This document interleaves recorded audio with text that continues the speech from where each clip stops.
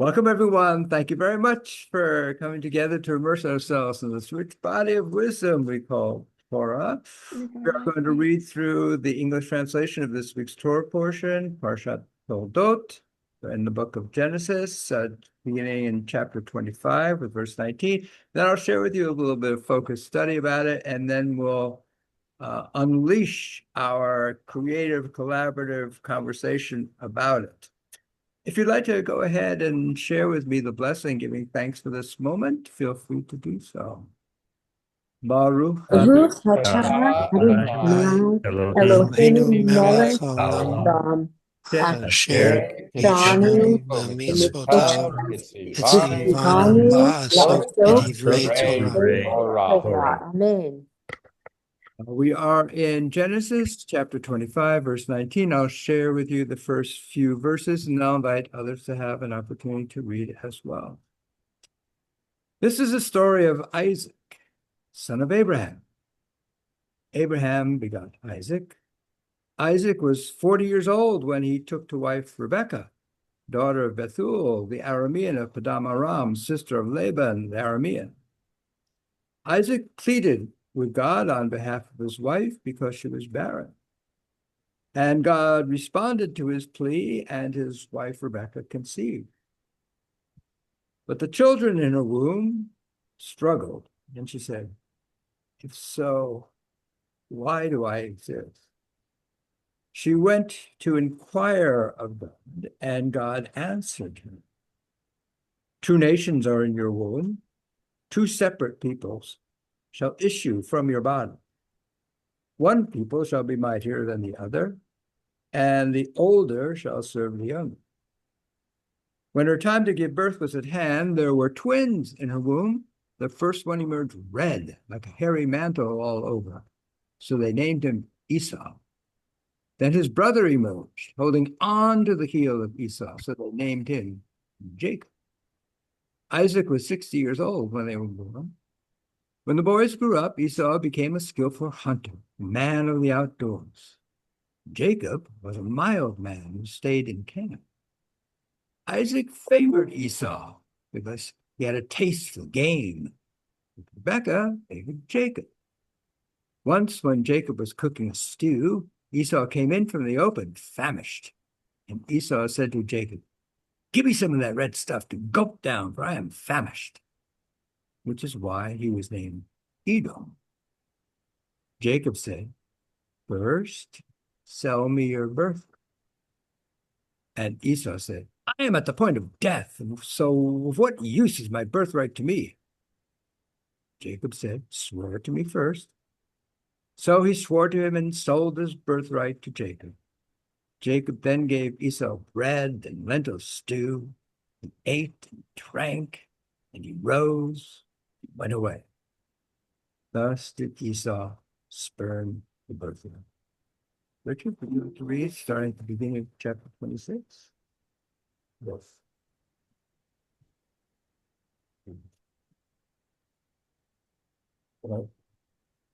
Then his Yes.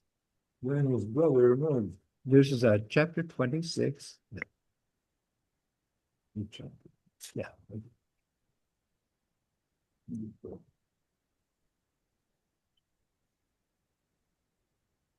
There was a famine in the land, aside from a previous famine that had occurred on the days of Abraham.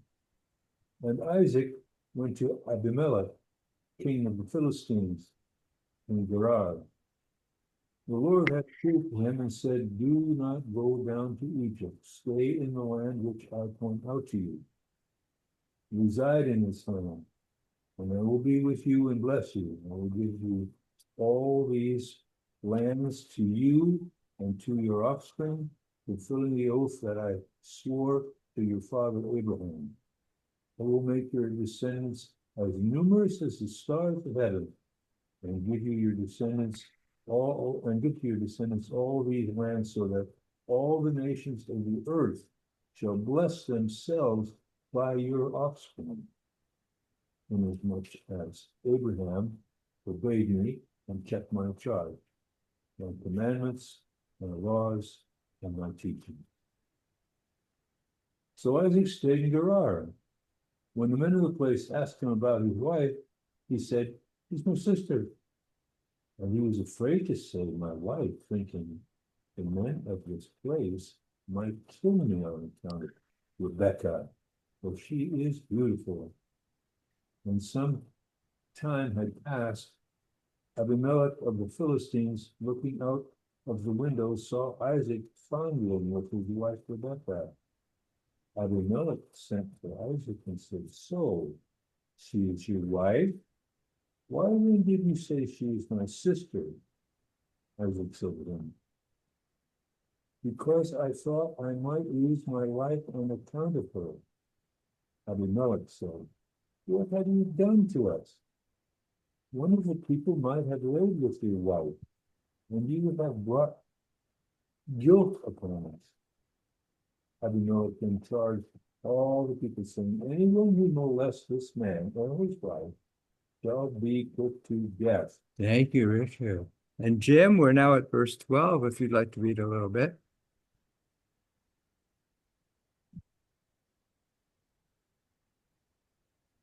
Thank you, Rabbi. Isaac sowed in that land and reaped 100-fold the same year. God blessed him, and the man grew richer and richer until he was very wealthy. He acquired flocks and herds and a large household, so that the Philistines envied him. And the Philistines stopped up all the wells which his father's servants had dug in the days of his father Abraham, filling them with earth. And Abimelech said to Isaac, "Go away from us, for you have become far too big for us." So Isaac departed from there and encamped in the Wadi of Gerar, where he settled. Isaac dug anew wells which had been dug in the days of his father Abraham, and which the Philistines had stopped up after Abraham's death. And he gave them the same names that his father had given them. But when Isaac's servants, digging in the wadi, found there was a well of spring water, the herdsmen of Gerar quarreled with Isaac's herdsmen, saying, "The water is ours." He named that well Esek, because they contended with him. And when they dug another well, they disputed over that one also. So he named it Sitnah. He moved from there and dug yet another well, and they did not quarrel over it. So he called it Rehoboth, saying, "Now at last God has granted us ample space to increase in the land." Well, thank you, Jim. And Norm, would you like to read starting at verse 23? From there, he went up to Beersheba. That night, God appeared to him and said, "I am the God of your father Abraham's house. Fear not, for I am with you, and I will bless you and increase your offspring for the sake of my servant Abraham." So he built an altar there and invoked Adonai by name. Isaac pitched his tent there, and his servants started digging a well. And Abimelech came to him from Gerar with Ahuzah, his counselor, and Phicol, chief of his troops. Isaac said to him, "Why have you come to me, seeing that you have been hostile to me and have driven me away from you?" And they said, "We now plainly see that Adonai has been with you, and we thought, let there be a sworn treaty between our two parties, between you and us. Let us make a pact with you, that you will not do us harm, just as we have not molested you, but have dealt kindly with you and sent you away in peace. From now on, be you blessed of Adonai." Then he made for them a feast, and they ate and drank. Early in the morning, they exchanged oaths.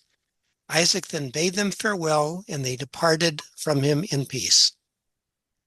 That day, Isaac's servants came and told him about the well they had dug, and they said to him, "We have found water."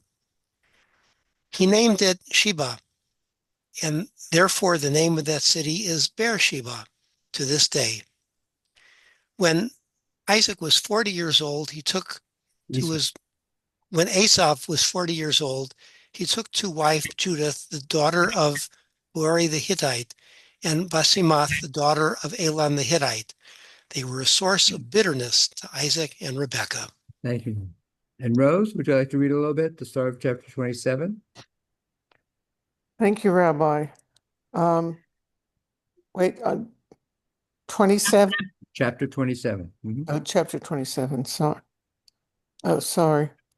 When Isaac was old and his eyes were too dim to see, he called his older son Esau to him. My son, he answered, my son, he answered, here I am. And he said, I am old now, and I do not know how soon I may die. Take your gear, your quiver and bow, and go out into the open and hunt me some game. Then prepare a dish for me, such as I like, and bring it to me to eat, so that I may give you my innermost blessing before I die. Rebekah had been listening as Isaac spoke to his son Esau. When Esau had gone into the open to hunt game to bring home, Rebekah said to her son Jacob, I overheard your father speaking to your brother Esau, saying, bring me some game and prepare a dish for me to eat, that I may bless you with Hashem's approval before I die. Now, my son, listen carefully as I instruct you.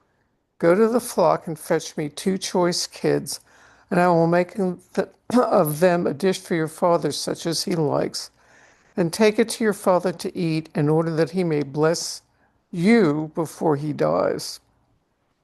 Jacob answered his mother Rebekah, but my brother Esau is a hairy man, and I am smooth-skinned.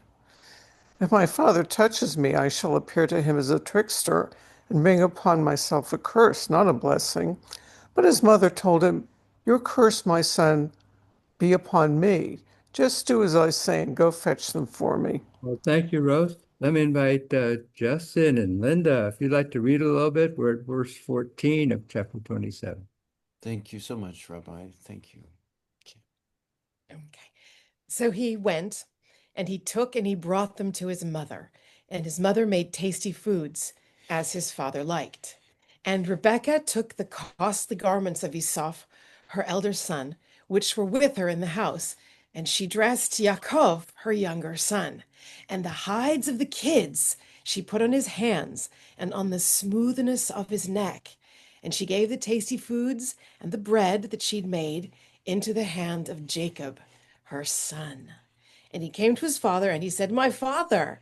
And he said, here I am. Who are you, my son? And Yaakov said to his father, I am Esau, your firstborn. I've done as you've spoken to me. Please rise, sit down, and eat of my game, so that your soul will bless me. And Yitzhak said to his son, how is it that you have found it so quickly, my son? And he said, because the Lord your God prepared it before me. And Yitzhak said to Yaakov, please come closer so that I may feel you, my son, whether you are really my son Esau or not. So Yaakov drew near to Yitzhak, his father, and he felt him, and he said, the voice is the voice of Yaakov, but the hands are the hands of Esau. And he did not recognize him because his hands were hairy, like the hands of his brother Esau. And he blessed him. And he said, are you indeed my son Esau? And he said, I am. And he said, serve it to me that I may eat of the game of my son, so that my soul will bless you.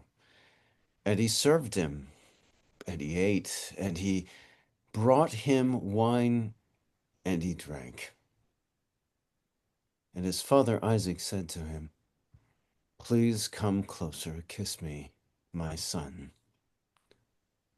And he came closer, and he kissed him, and he smelled the fragrance of his garments, and he blessed him. And he said, behold, the fragrance of my son is like the fragrance of a field, which the Lord has blessed. And may the Lord give you the dew of the heavens, and the fatness of the earth, and an abundance of grain and wine. Nations will serve you, and kingdoms shall bow down to you.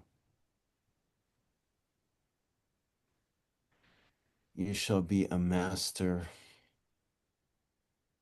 over your brothers, and your mother's sons shall bow down to you. And those who curse you shall be cursed, and those who bless you shall be blessed. Thank you both so very much. And Mark Thompson, you want to read a little bit? We're at verse 30. I would. Thank you, Rabbi. No sooner had Jacob left the presence of his father Isaac, after Isaac had finished blessing Jacob, then his brother Esau came back from his hunt. He too prepared a dish and brought it to his father. And he said to his father, "Let my father sit up and eat of his son's game, so that you may give me your innermost blessing." His father Isaac said to him, "Who are you?" And he said, "I'm your son, Esau, your firstborn." Isaac was seized with very violent trembling. "Who was it then," he demanded, "that hunted game and brought it to me? Moreover, I ate of it before you came, and I blessed him. Now he must remain blessed." When Esau heard his father's words, he burst into wild and bitter sobbing, and he said to his father, "Bless me too, father." But he answered, "Your brother came with guile and took away your blessing." Esau said, "Was he then named Jacob that he might supplant me these 2 times? First he took away my birthright, and now he has taken away my blessing." And he added, "Have you not reserved a blessing for me?" Isaac answered, saying to Esau, "But I have made him master over you. I have given him all his brothers for servants, and sustained him with grain and wine. What then can I still do for you, my son?" And Esau said to his father, "Have you but one blessing, father? Bless me too, father." And Esau wept aloud. And his father Isaac answered, saying to him, "See, your abode shall enjoy the fat of the earth and the dew of heaven above. Yet by your sword you shall live, and you shall serve your brother. But when you grow restive, you shall break his yoke from your neck." Thank you so much. Deborah, would you like to read? We're at verse 41 of chapter 27. Yes, thank you. Now Esau harbored a grudge against Jacob because of the blessing which his father had given him. And Esau said to himself, "Let but the mourning period of my father come, and I will kill my brother Yaakov." When the words of her older son Esau were reported to Rebekah, she sent for her younger son Yaakov and said to him, "Your brother Esau is consoling himself by planning to kill you. Now, my son, listen to me. Flee at once to Haran, to my brother Laban. Stay with him for a while until your brother's fury subsides, until your brother's anger against you subsides, and he forgets what you have done to him. Then I will fetch you from there. Let me not lose you both in one day." Rebekah said to Isaac, "I am disgusted with my life because of the Hittite women. If Yaakov marries a Hittite woman like these from among the native women, what good will life be to me?" Thank you so much, Deborah. Let me invite Robert, if you'd like to read now. We're at the start of chapter 28. Yes, thank you. And Isaac called Jacob and blessed him and charged him and said unto him, "Thou shalt not take a wife of the daughters of Canaan. Arise, go to Padan-Aram, to the house of Bethuel, thy mother's father, and take thee a wife from thence of the daughters of Laban, thy mother's brother. And God Almighty bless thee, and make thee fruitful, and multiply thee, that thou mayest be a multitude of people, and give thee the blessing of Abraham to thee, and to thy seed with thee, that thou mayest inherit the land wherein thou art a stranger, which God gave unto Abraham. And Isaac sent away Jacob, and he went to Padan-Aram unto Laban, son of Bethuel, the Syrian, the brother of Rebekah, Jacob's and Esau's mother. When Esau saw that Isaac had blessed Jacob and sent him away to Padan-Aram to take him a wife from thence, and that as he blessed him, he gave him a charge, saying, Thou shalt not take a wife of the daughters of Canaan. And that Jacob obeyed his father and his mother, and was gone to Padan-Aram. And Esau, seeing that the daughters of Canaan pleased not Isaac his father, then went Esau unto Ishmael, and took unto the wives which he had Mahalath, the daughter of Ishmael, Abraham's son, the sister of Nebajoth, to be his wife. Thank you so much, everyone. What a story. Thank you. Thank you so much for bringing this story to life with your rich voices and your hearts. And I'd like to share with you a little bit of focus study about it. And this year, I was looking at our Torah portion, and I focused on the very opening of it, the Ele Toldot Yitzhak, which is how we have the name for this week's Torah portion, Parshat Toldot. And in my translation, it's rendered as the story of Isaac. And well, then I was kind of looking at it in my text, and my eyes just kind of went up the page a little bit. And I noticed that just a few verses before that, from last week's portion, we have this, the Ele Toldot Yishmael. Well, isn't that kind of felicitous, the way it's framed, that last week's Torah portion ends with a phrase, Ele Toldot, and this week's portion begins with the same phrase, Ele Toldot. Last week's portion ended with Ele Toldot Yishmael. This one begins with Ele Toldot Yitzhak. I said, lovely. That's just a lovely literary structure that's been set up there. That there's an echoing of last week's portion with this week's portion. Last week's portion dealt with Ishmael, the son who is now outside the camp. This week's portion starts with Yitzhak, the child who's inside the camp. Lovely. There's a lot there that we could glean from that. And as I was going through this in my mind, thinking about this, something else occurred to me. And about this phrase, Ele Toldot. And so on a hunch, I turned back to the story of creation. And there, in Genesis chapter 2, verse 4, we have this. Ele Toldot Hashemayim v'ha'aretz. Fascinating. This recognition of new generation, of new life, one Ishmael, one for Isaac, is now echoing the whole story of creation.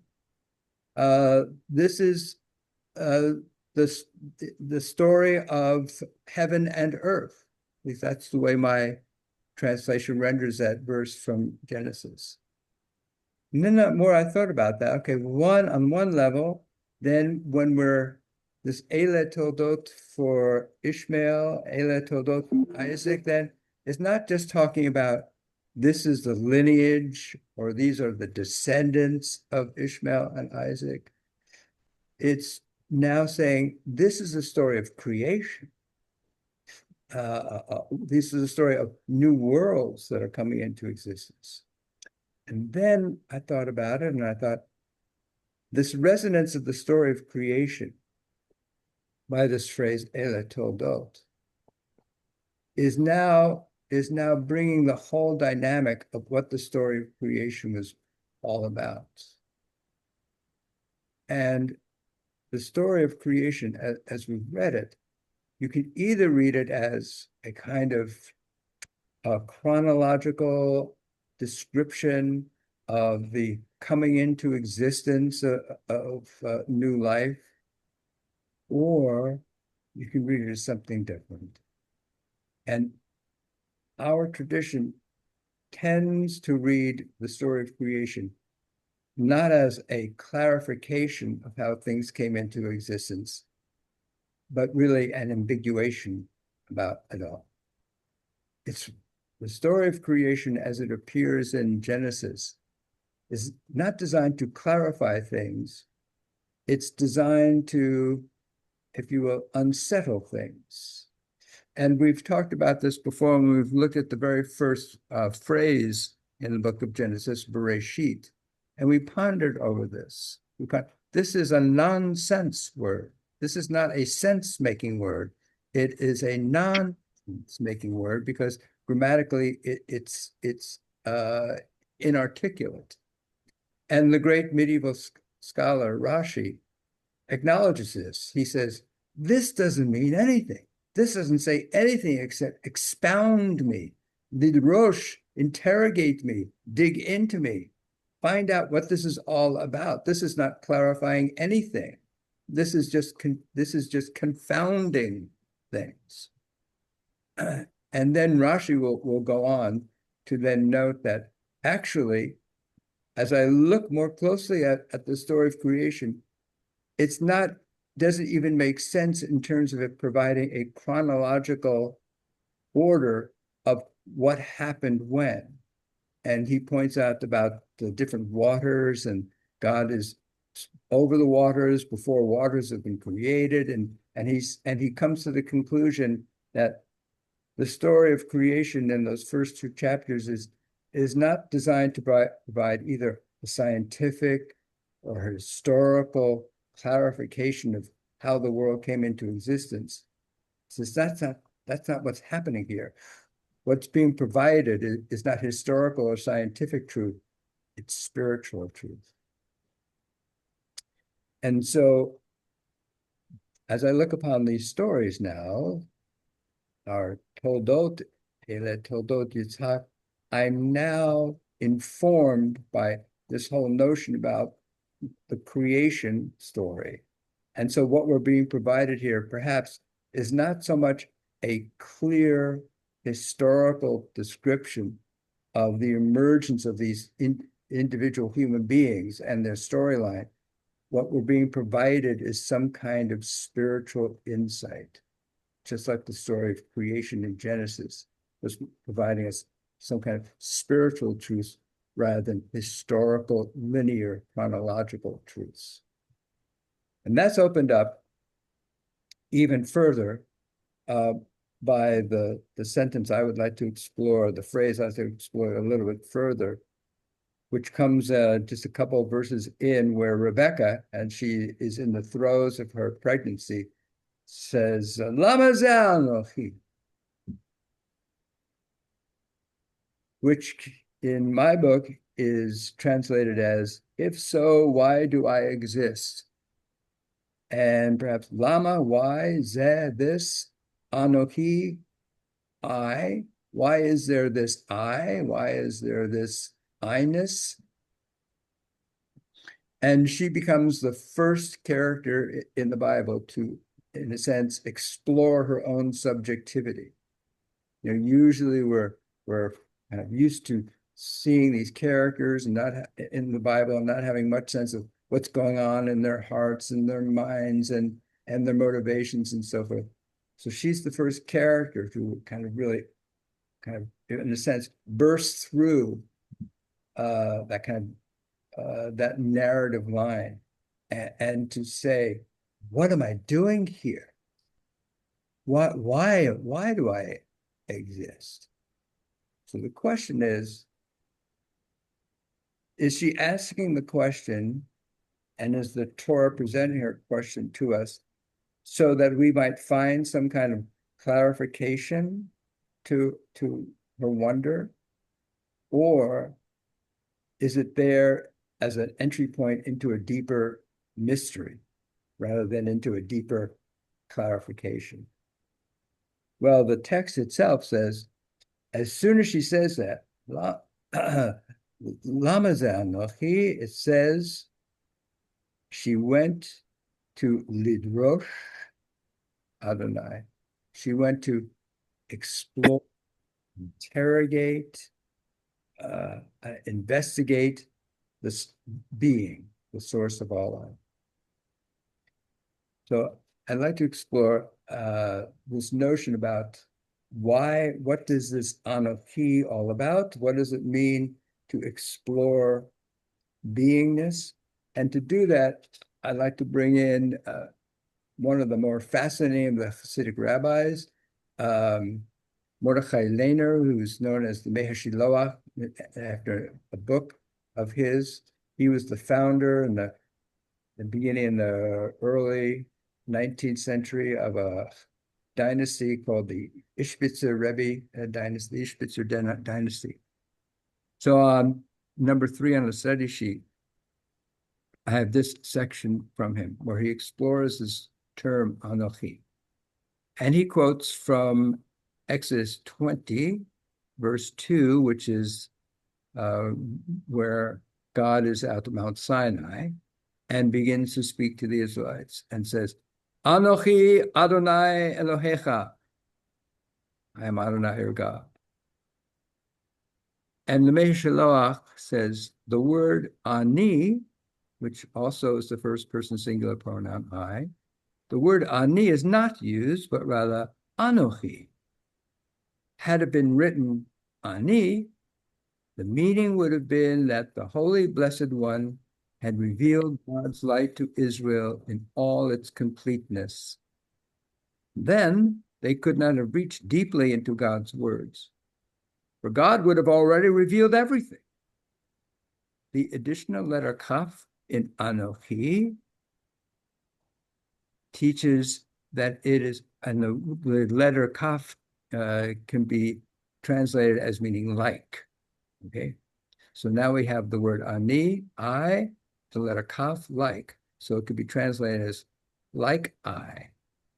It's not exactly I, it's like I. The additional letter Kaf in Anochi teaches that it is not in a state of completeness, an imagined image of the light that the Holy Blessed One would reveal in the future.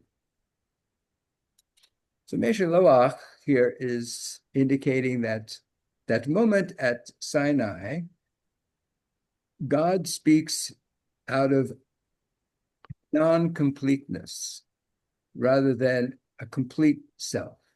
Because why? Because the invitation, by using the word Anochi, is to introduce that sense of incompleteness, not finality, not fixedness. Thereby, it provokes others, those who are listening, to search out meaning rather than to merely receive it in its final form. Mehashiloach was one of the more controversial of the Hasidic rabbis. In fact, he was roundly attacked by even other Hasidic rabbis, and the press that was to produce his material, some Hasidic rabbis tried to destroy the presses and not have his work republished. Why? Because he was radical in this sense.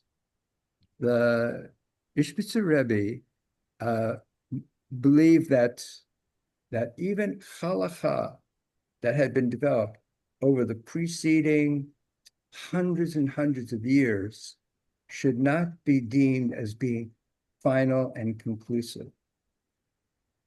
That it is in a process of ongoingness.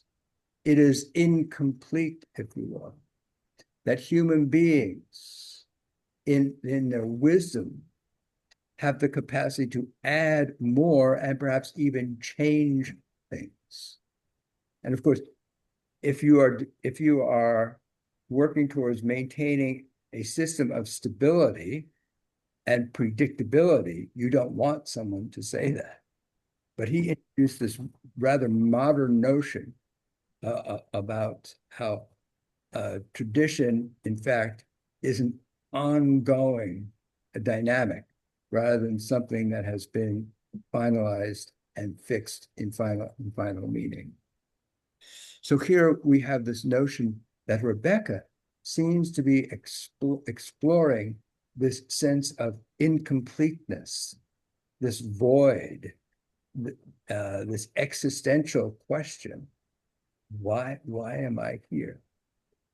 And it may well be, since the Torah is not written with any kind of punctuation, that by going into this, by opening yourself up, making yourself vulnerable to the sense of, I don't even know why I'm here, and then that immediately takes her into an interrogation of beingness, one can then read her expression, Lama ze Anoki, beginning with a question mark, and then after having opened herself up, made herself vulnerable, expressed her sense of confusion and confoundment, and then entering into this exploration of beingness, one can now reread her expression as a declarative statement. Ah, wow. Why? Why? There's an I. I exist. This notion about entering into this initial stage of unknowing before gaining a deeper sense of knowing, I'd like to explore with a couple of other interesting commentators. The first is a rather classic story out of Zen Buddhism, and that's on number 4 in the study sheet. Emperor Wu of Ryo of China invited the legendary monk Bodhidharma to his court, expecting to receive teachings and wisdom. When they finally met, the emperor asked, "What is the ultimate meaning, the holy truth of Buddhism?" Bodhidharma replied, "Vast emptiness, no holiness." Then Wu said, "Well, who stands before me?" Bodhidharma said, "I don't know." Now, one can either read that last answer as, "I don't know," or one can read it as, one who's standing before you is I don't know-ness. And it's my I don't know-ness that's present before you. That's the state of existence that I've reached. And I'm presenting that to you. So the next commentator about this sense of entering into an unknowingness, a non-knowingness as a precondition to gaining greater wisdom and knowledge, I'd like to share with you our painting for today.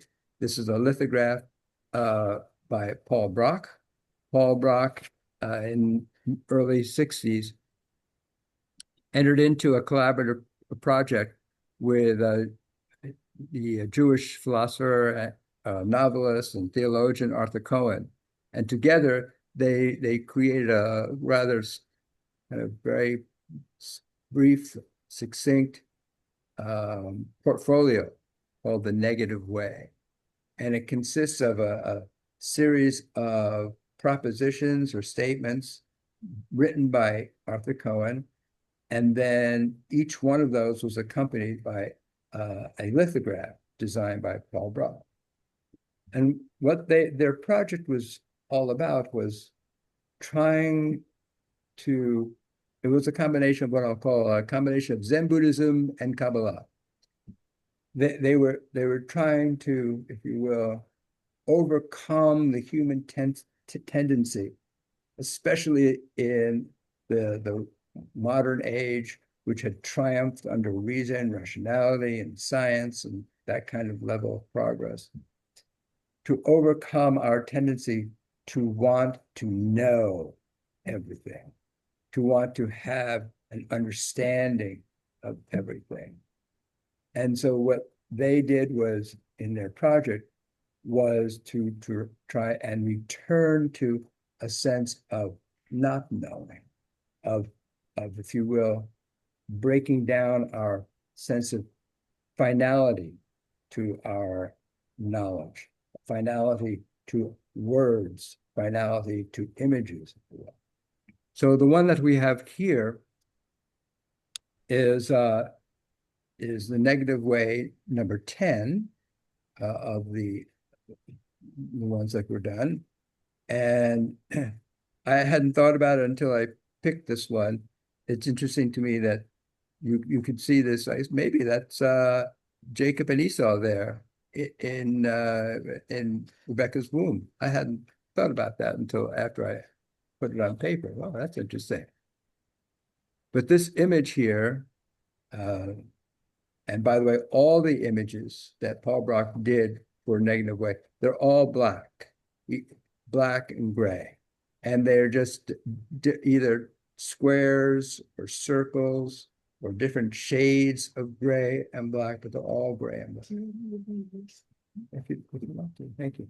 Yeah, we own one. So Anna's gonna go see if she can bring it down. And so the text from that Arthur Korn wrote that goes with Paul Brock's proposition number 10 lithograph has this phrase: God's nowhere is a portion of man's somewhere. And so the two of them seem to be suggesting that rather than trying to grasp onto something that is unchanging and fixed and static about God, or for that matter, about ourselves, better to search out that nowhere or that don't know-ness of the Bodhidharma, or that incompleteness that the Maheshaloach talks about. And now one more commentator I'd like to share with you. And Anna's going to show us, I think this is number 8. Oh, this is number 10. Oh, look at that. Sure. Yeah, there we go. Might not show well here, but this is. And it's not actually black. It's very dark, kind of cyan blue-green color. And you can hardly see the division there, right? There's two. Yeah, can't see it. Okay. Thank you. So what?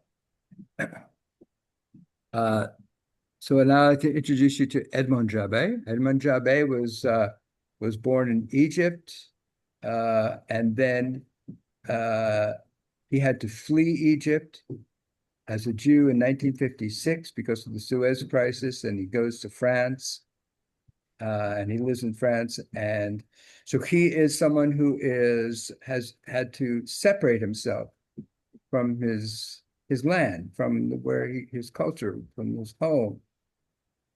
And he writes several books, and one of them is called The Book of Questions. The one I'm going to share, the verse I'm going to share with you is from the Book of Shares. And they're all driven by his sense that what propels us forward is not answers, it's questions. So here's what he wrote from the Book of Shares.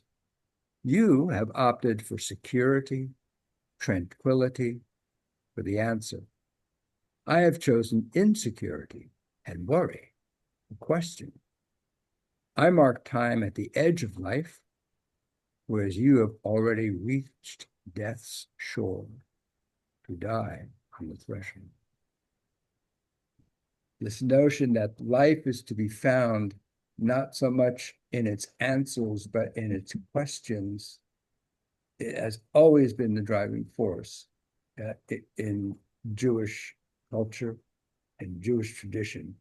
And I want to suggest it is that is exactly how the Jewish Bible is structured. It begins with a question and it concludes with a question. It opens up with the question, Bereshit, because even someone as great as Rashi could say, this doesn't mean anything. All this says is, figure me out. So it begins with that kind of question rather than with a sense of certainty. And the last question in the Jewish Bible is one that's spoken by King Cyrus of Persia, who, when he tells the people, the Jews who have been living in exile in the Persian Empire, says, well, now that I've defeated the Babylonians, you can go back home. And who wants to go back home? You can either stay here in exile or you can go back home and build the temple. What are you going to do? And that question isn't answered, because it's a question that every one of us in every generation for thousands of years is going to be asked. Do you want to stay where you are? Or do you want to explore? Do you want to try something different? And that's always what has driven the Jewish people, Jewish culture, Jewish religion. And as Meshaloach has demonstrated, sometimes it takes a great deal of courage to do that, even within that frame. But one more, and that's Leonard Bernstein. As I wrote in this week's commentary, Leonard Bernstein took a sabbatical in the 1964-1965 season from the Philharmonic, and he was all set to write a Broadway musical based on the novel The Skin of Our Teeth, and he just couldn't do it. He said, I don't know what I'm writing. I don't even know what I'm not writing. I'm just so depressed and worried as a result of Kennedy's assassination, as a result of the murder of my dear friend Mark Littstein in a bar, and it's terrible. I don't know. And then he's offered this opportunity to write a composed chorale piece for Chichester Cathedral. Chichester Cathedral, thank you. And when he comes back from his sabbatical, he's invited by the New York Times to write a piece. Well, what was sabbatical like for you? And he ends up writing two pieces. One is in prose and the other is in poetry. The one in prose, and they publish both. The one in prose is kind of more of a linear description of what his time was like, and the poetry piece is his more humorous attempt to describe exactly what he did.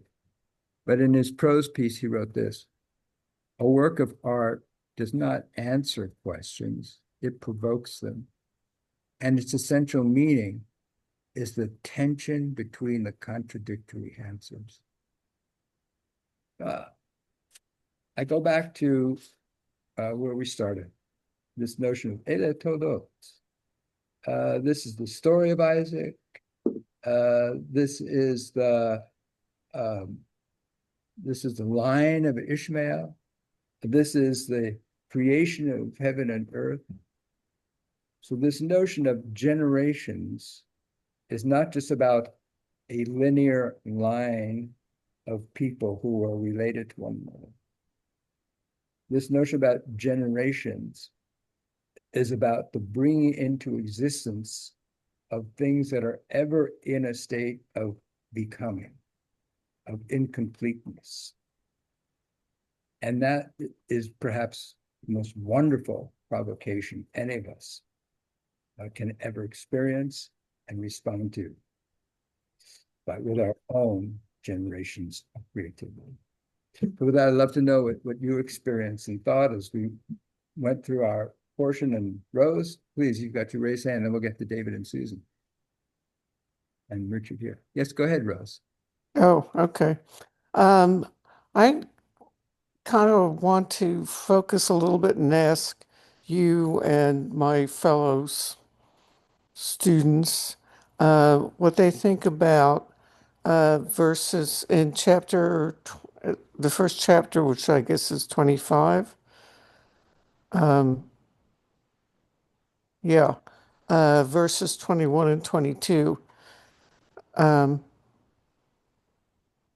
First of all, I found it interesting that Isaac pleads with Hashem for Rebecca to get pregnant because Abraham never does that for Sarah. And when Rachel complains of her infertility to Jacob, he just says, well, I'm not God. I can't do anything about this. So I found that very interesting. That that, but the 22 that you've been giving this exegesis on, but the children struggled in her womb. First of all, the word that's used in Hebrew is Bekir Ba, which is, I always thought that Rechem was meant the womb. Is that not correct? That's right. So I'm not sure what that word means. And then she says, Im Cain, if so, Loma ze anochi. And it's kind of like, why is this me? I'm translating it as, why is this me? More, why am I in this situation? And then when I find the most interesting, it says, Vatelach Rosh et Hashem. She went. It wasn't like she had an internal monologue with herself. She went somewhere, and I'm questioning, did she go physically somewhere to an altar or like the oracle at Delphi, or because it's saying she went to Lidrosh, which I guess is the same Sheresh as Midrash, where you're exploring with Hashem. Why is Lama Zeh Anochi? Why is this situation me? So I'm interested in what people think about that. So a couple of things, and Anna has already suggested. So first of all, Bikirba, Karov means close, right? And Right, yeah. might translate it as they struggled in her most inclosedness, perhaps. And then this notion about, and she goes to inquire of God, that V'telech lidrosh et alma. So telech is the same verb that was used in relation to Abraham's departure. Lech lecha. So maybe there is a sense, as Anna was suggesting, that she is encouraging to find God. And where does she go? Inside of herself, where the struggle was happening. She's going to go into the struggle in order to understand her purpose for existence. Go into the void that's within you where the struggle is happening if you want to access the divine. That's the way I'm reading it at this moment. So let me invite Dave and Susan, and then Richard here.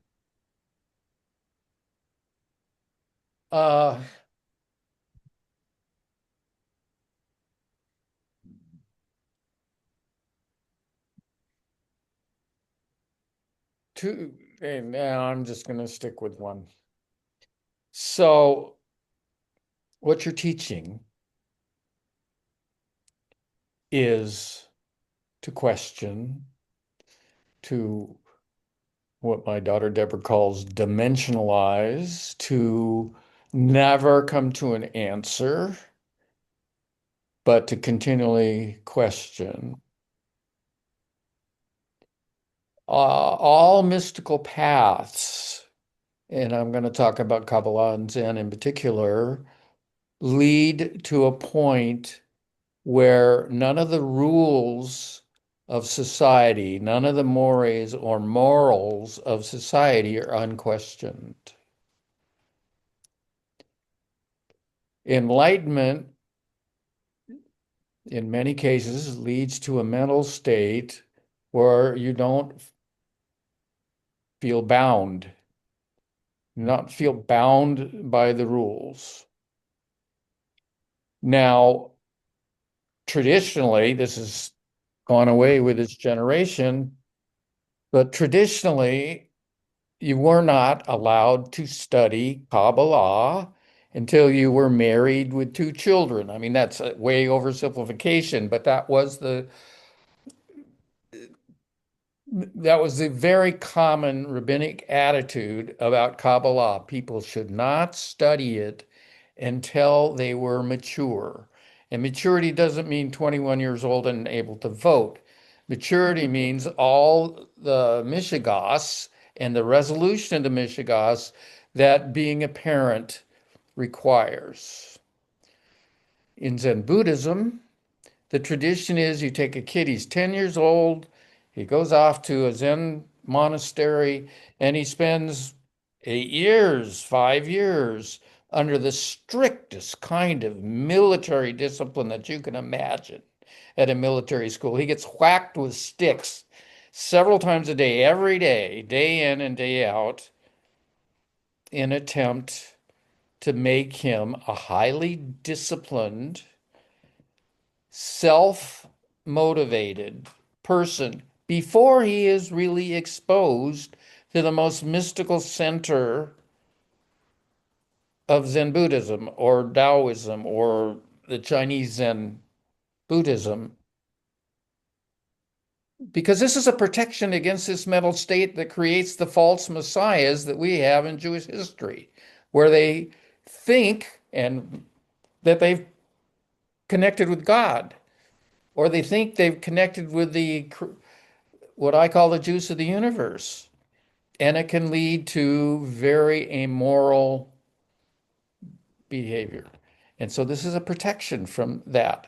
And in Jewish history, we've had some nutcases that were made crazy by Jewish mysticism, Kabbalah, and earlier.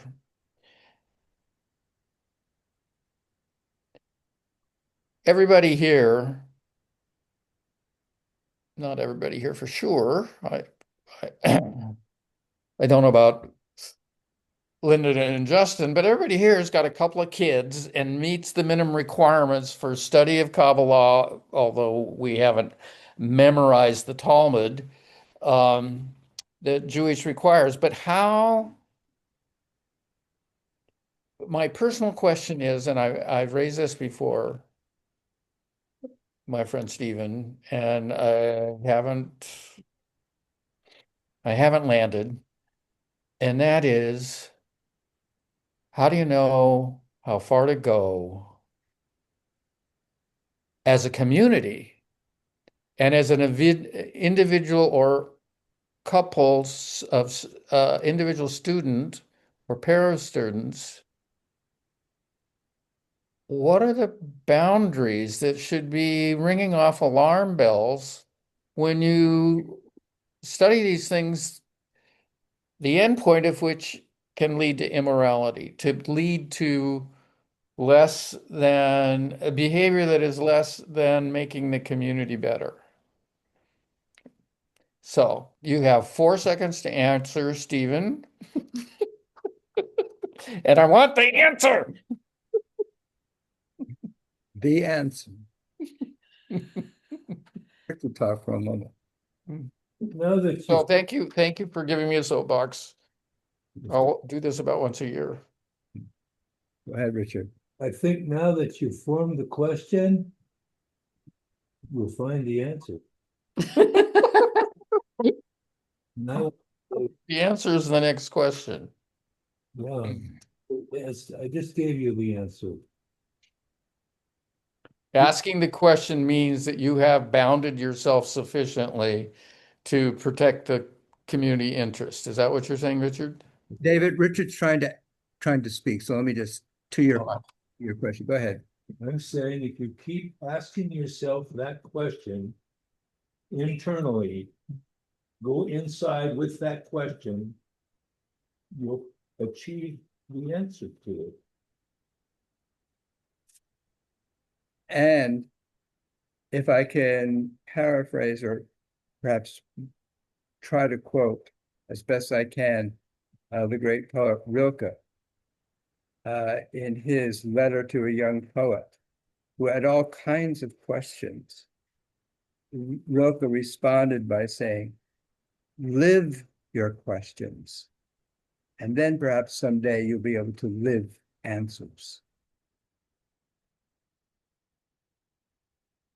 So too often, especially in our culture, which is constantly providing answers, answers which seem to last maybe a second or two, that rather than grasping for the answers, we should try and continually spawn new questions. And some cultures may think that answers are what provides framework for civilization. And Judaism has come up with this interesting tension, which is on the one hand, having this great body of material that is halakha, that is custom, that is Talmud, that seems to provide a framework for living. And embedded within that very work called the Talmud are these two forms of discourse. And I know, David, you even talked about this. It has two forms of discourse, halacha and agadah. Halacha being rulings about communal and individual behavior, and agadah, which are stories which, if you will, burst through the fetters of restraint by emboldening imagination. And somehow we have not only survived, we have thrived as a people because of that tension, without ever coming to a final resolution about that tension. And I'm going back to Leonard Bernstein's quote: a work of art does not answer questions, it provokes them, and its essential meaning is the tension between the contradictory answers. Okay, let me call upon Richard. You have one more, and then Robert. Yeah, I'll try to be quick because I think I've been on the same trip you have this week in respect to Leonard Bernstein's comment. Art provokes questions. I came across one from Bertolt Brecht this week. A work of art is not held up to reality, but it's a hammer to shake it. And the other one I found applies to the portion today when it was talked about Isaac comes in from the open. And I'm sure we all think he's an outlaw guy and he's coming in the house. But I found this other quote from an existentialist, Heidegger. And he says, the human being is not a person or a process, but it's a whole through which the absolute can be manifest. Amen. And by being nothing, by letting go of the ego, by moving forward with these tense questions and hanging out and allowing the ambiguity to bring a story up through one, that's how we deal with the context. Once we become fundamentalists and have a concrete thinking answer to everything, we've lost it. And ethics, when you have a king or you have an oligarch running things, bye ethics, bye empathy. And it's telling us to totally be in the moment, not with the need to having a final answer. God says, or our idea of God that we have is that it's the way sheep, I'll be there when we get there. I'll be what I'll be. I am what I am. And I think that's exactly what this speaks to. One other little piece here is that the mention of Ishmael and Rachel in the book Moby Dick. And it ends with Ishmael saying, I alone have escaped to tell thee. And also at the end, there's a ship called the Rachel, who is missing one sailor, and they're looking for it. Who would that be? Nice. And the story is, as Rabbi points out, is the beginning of what's going on in this consciousness that is now the Big Bang. It's not about a physical earth or a material world. It's about facing these moral and mores issues and going inside and discovering where you are and where you aren't. Thank you. Okay. Before I get to you, Robert, I just want to say one thing that Richard brought to my mind, which was a couple of weeks ago. I went to a talk at an art gallery in Portland, and the reason I went was because this is Stephen Hayes is a well-known local abstract painter, and he has an exhibit at a local gallery here that is 12 paintings that he did in response to the war in Gaza. And he wanted to talk about the war in Gaza. And so I thought, oh, well, this will be an interesting thing to go to. And I went there, and his pieces are very large, and they're basically each one is either not monochromatic, but limited in its color palette. And each one is associated with an Arabic term or word. And so I'm saying, well, this will be interesting. And I wonder what it's going to say. And when it came to, he was being interviewed, and in his talk, he didn't talk that much about the war in Gaza. He talked about making these paintings, which he said he did out of his emotional response to the situation. And so he talked about for about 45 minutes or so, and then some people asked questions about his technique and everything. And then there was this one young woman who said, but what are we supposed to do about what's happening over there? And Stephen Hayes says, I don't know. I'm just an artist.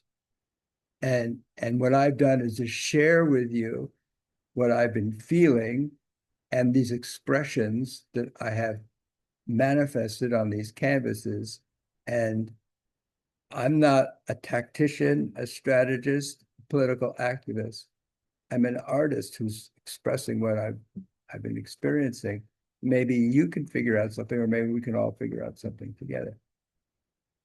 And I just said, how fascinating that he was acknowledging that before you can, this one woman who was understandably trying to come up with what's the solution, what's the answer, what's the call to action, what's our strategy, what political steps are we supposed to take?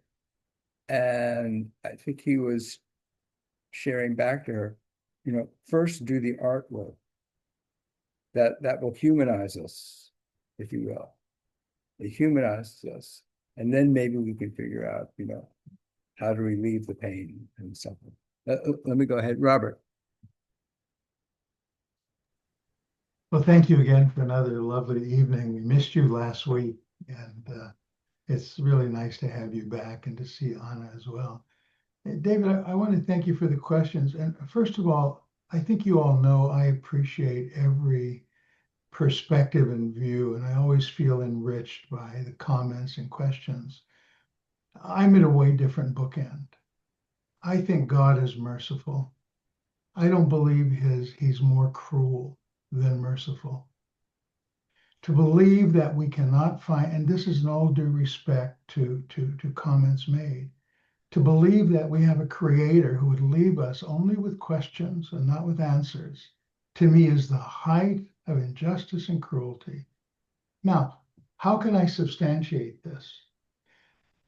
I have found a touchstone, I believe, and many others have, and it's called unity.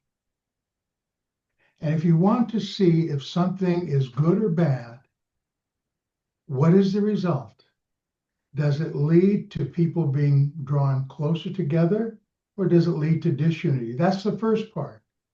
And the second part is, if you take that concept and apply it unequivocally, without exception, does it lead to the betterment of all or not?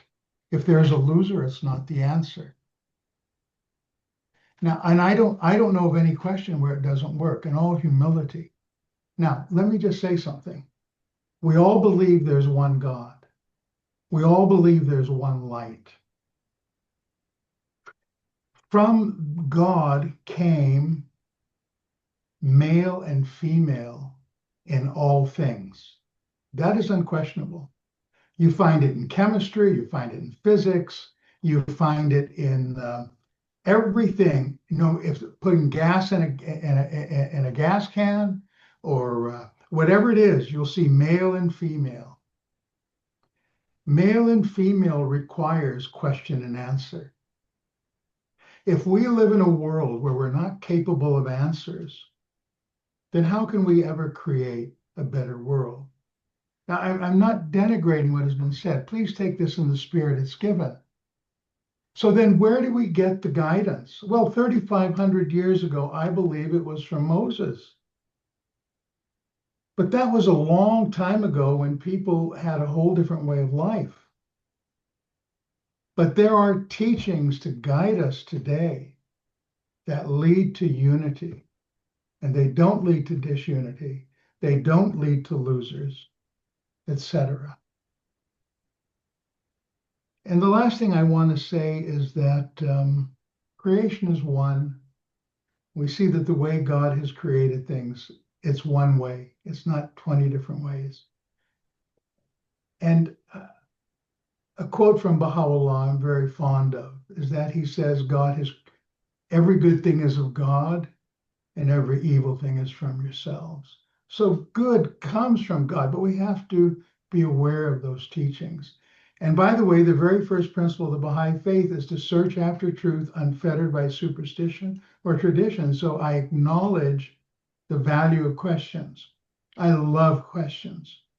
But I also believe, as God created man for a woman and woman for man, he created questions for answers and answers for questions. It's just a humble thought from my heart, David. Just a humble thought. Lovely, Robert. And it's a great deal of love and a sense of unity and respect. Thank you. And I want to just feedback that what this tradition that I'm looking at and immersing myself in with all of you is also ultimately about love and unity. Yeah. And it is a spiritual practice that ponders how to get there. And the answer in narrative form seems to be you need to leave. You need to leave the narrow self before you can get to the bigger self. And it seems to acknowledge that most of us respond to the world with a sense of self-protection of my own personal existence. And that generates all kinds of anxieties and fears. And so it's a body of wisdom that seems to say the only way to get to love and unity is to understand the dangers of living as a limited self. And that's why the first major lesson, or one of the first in the Bible, is the story of Noah, which I finally had a new understanding of this year, where Noah is told to go into the teva, and he hears that and says, "Oh, that's like a big box. So I'm going to make a big box and get into the big box, and I'll be protected." And as the Hasidic tradition teaches, said, well, that Hebrew symbol teva, yes, it means box, but it also means word. And word is not a containing box. It is something that is dynamic. And so Noah chooses to hear this voice and take it literally. And this other tradition says it would have been better if he had understood it metaphorically, because then maybe everyone else wouldn't have died. Maybe he would have used some words, which he was silent during this entire catastrophe. Now, he didn't speak a single word. He just built a box to enclose himself and his immediate family. If he had used words, like Abraham will later use words, you want to do what? To whom? How many? Maybe there would have been greater love and unity brought into the world. So that's the way I understand this notion about questions, is the capacity to help us transcend or get beyond our sense of our being limited selves, of you being a limited self. No, you're an expansive, no, you have that nowhere inside of you, which is what Arthur Cohen is talking about. You have the I don't know-ness inside of you. And that's what will free you from these self-protective attachments that's causing injury to self and others. Well, I agree. Love and unity. This is a particular body of wisdom. It seems to say, and the only way to really get there is to do what Rebecca does. What's the point of just being this if I'm experiencing all this turmoil, if I'm experiencing being on the edge of death myself? What's the point of being this? And so she then, like Abraham, she then let goes to lidrosh, to inquire, to interrogate.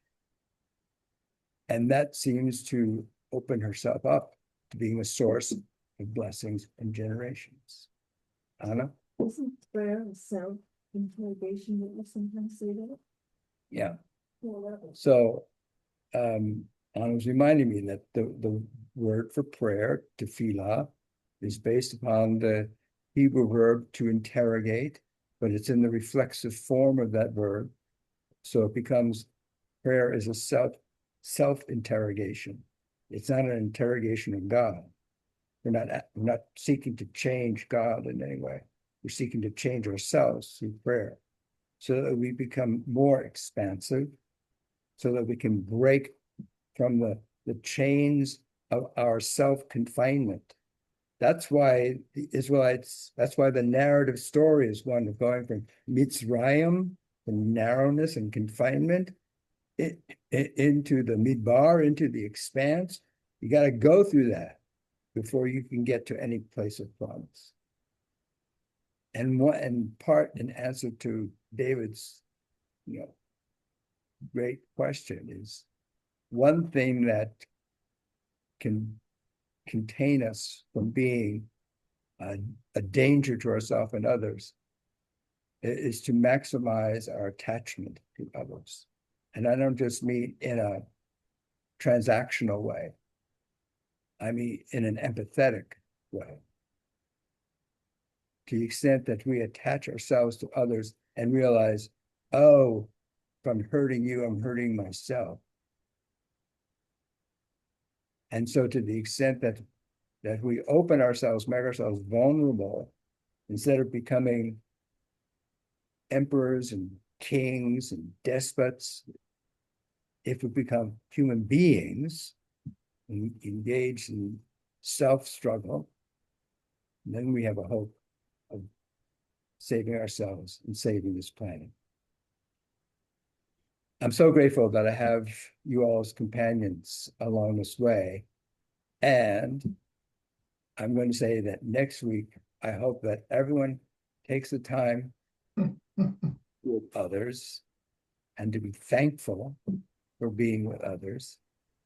And we use that as an opportunity for that being our Torah, instead of having our Torah session on next Thursday.